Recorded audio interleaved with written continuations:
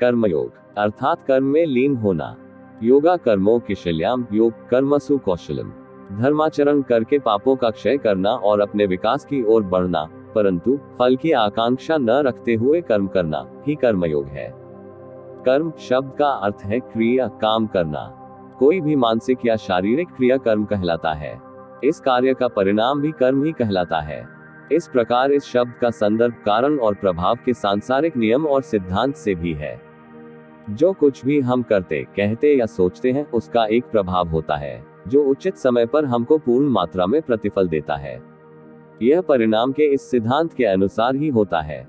जिसे हम भाग्य कहते हैं, वह हमारे पूर्वकालिक अच्छे कर्मों का फल है, और जो हमें दुर्भाग्य के रूप में दिखाई देता है, वह हमारे पूर्व काल के बुरे कार्यों का फल है। कर्म दो प्रकार के हैं। सकाम कर्म स्वयं के लाभ के लिए कर्म, निष्काम कर्म स्वार्थहीनता वाले कर्म।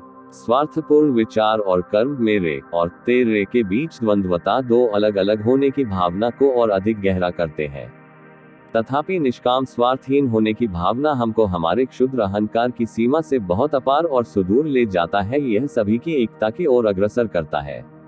सकाम कर्म हमें 84 का चक्र, मृत्यु और पुनर्जन्म के चक्र से बांधता है। निष्काम कर्म हमें इससे स्वतंत्र कर देता है। भारत में वर्षा, वृक्ष, नदी और संतनी स्वार्थ भाव के प्रतीक माने जाते हैं। वर्षा सभी को मानव, प्रकृति और पशु पक्षियों के लिए समान रूप से लाभ पहुंचाने के लिए होती है। वृक्ष छाया चाहने वालों को अपनी छाया देता है और फलों को प्राप्त करने के लिए वृक्ष को पत्थर मारने वालों को भी अपने मीठे फल दे देता है। नदी भी हर किसी के लिए है। हिरण अपनी प्यास उसी नदी से बुझाता है जिससे एक बाघ, एक संत बिना भेदभाव अपने आशीर्वाद, अपनी शुभकामनाएं सभी को देता है। निष्काम कर्म नए कर्म से बचने का मार्ग है और यह पूर्व कर्म को भी सुधार सकता है। ज्ञान, समझ, क्षमा भाव और सहायता निष्काम कर्म है जो हमें कर्म के चक्रों से स्वतंत्र कर देते हैं। ज्ञान योग ज्ञान और स्वयं का जानकारी प्राप्त करने को कहते हैं। ये अपनी और अपने परिवेश को अनुभव करने के माध्यम से समझना है। स्वामी विवेकानंद के ज्ञानयोग संबंधित व्याख्यान, उपदेशों तथा लेखों को लिपिबद्ध कर ज्ञानयोग पुस्तक में संकलित किया है। ज्ञान के माध्यम से ईश्वरीय स्वरूप का ज्ञान, वास्तविक सत्य का ज्ञान ही ज्ञानयोग का लक्ष्य है। स्वामी विवेकानंद द्वारा रचित ज्ञानयोग वेदांत के अंतर्गत सत्यों को बताकर वेदांत के सार रूप में प्रस्तुत है। एक रूप में ज्ञानयोगी व्यक्ति ज्ञान द्वारा ईश्वर प्राप्ति मार्ग में प्रेरित होता है। स्वामी विवेकानंद द्वारा रचित ज्ञानयोग में मायावाद, मनुष्य का यथार्थ व प्रकृत स्वरूप, माया और मुक्ति, ब्रह्म और जगत, अंतर्जगत, बहिर्जगत, बहुतत्व में एकत्व, ब्रह्म दर्शन, आत्मा का मुक्त स्वभाव आदि नामों से उनके द्वारा दिए भाषणों का संकलन है। अब यदि विश्लेषण किया जाए तो वास्तव में ज्ञान योगी मायावाद के असल तत्व को जानकर अपनी वास्तविकता और वेदांत के अद्वैत मत के अनुरूप आत्मा के वास्तविक स्वरूप को जानकर मुक्ति प्राप्त करता है।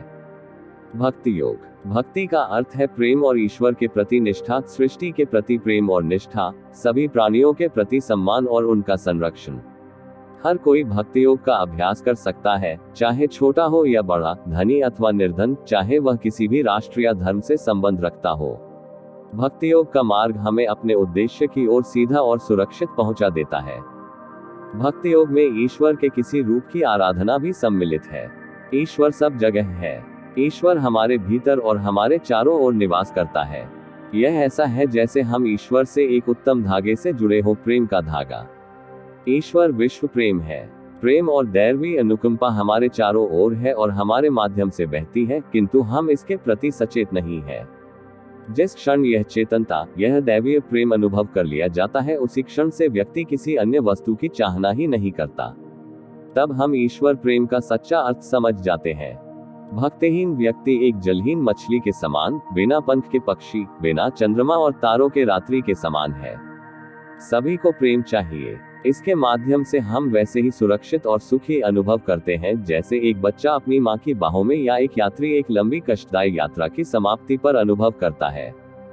भक्त उसके साथ जो भी घटित होता है, उसे वह ईश्वर के उपहार के रूप में स्वीकार करता है। कोई इच्छा या अपेक्षा नहीं होती, ईश्वर की इच्छा के समक्ष केवल पूर्ण समर्पण ही होता है।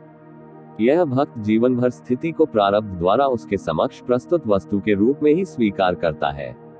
इसमें कोई ना नुक्कड़ नहीं, उसकी एकमेव प्रार्थना है, ईश्वर तेरी इच्छा। भक्ति के बिना कोई आध्यात्मिक मार्ग नहीं है। यदि विद्यालय का एक छात्र अध्ययन के किसी विषय को नापसंद करता है, तो वह पाठ्यक्रम को मुश्किल से पूरा कर पाता है। इसी प्रकार हमारे अभ्यास के लिए जब प्रेम और निष्ठा है, हमारे मार्ग पर चलते रहने का दृढ़ निश्चय और हमारे उद्देश्य के संबंध में सदैव मान्यता हो, तभी हम सभी समस्याओं का समाधान करने के योग्य हो सकते हैं। हम सभी जीवधारियों के प्रति प्रेम और ईश्वर के प्रति निष्ठा के बिना ईश्वर का साहचर्य प्राप्त नहीं कर सकते।